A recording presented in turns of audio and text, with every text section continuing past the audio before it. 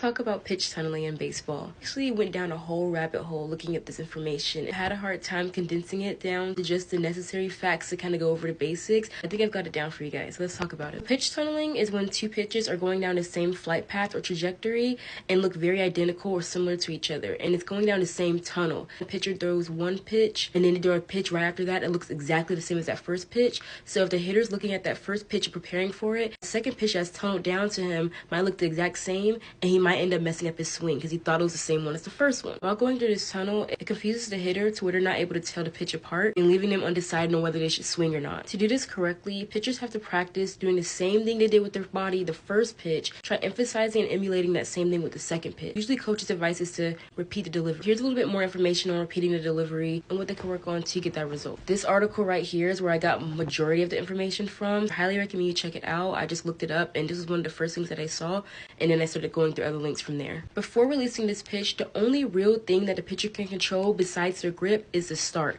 You might think that the end is important, but after their start, the end is up to the ball and the mechanics that the pitcher was able to do prior to releasing. The tunnel point is right there in the middle. It's about 20 feet away from the pitcher's mound and 23.8 feet away from home plate. The pitches look the same after going through that tunnel, and once they go through it, it separates, showing its true form, but by that time, it's too late for the hitter to realize which one it is. It's really deceptive, but really cool to see. This is coming between a four-seam fastball and a slider, which I showed in the first slide. If you see here, this 97-mile-per-hour four-seamer looks the same as this 93-mile-per-hour slider. Before it gets through that tunnel, and then after it goes through that tunnel, it realizes, wait, this is not the same pitch. Goal is for the hitter to swing and miss. Due to not understanding what pitch to prepare for, body mechanics can be the same, the grips will be different. So of course, they're two different pitches. There are going to be some differences in them, but it just needs to appear like that same pitch up into that tunneling point.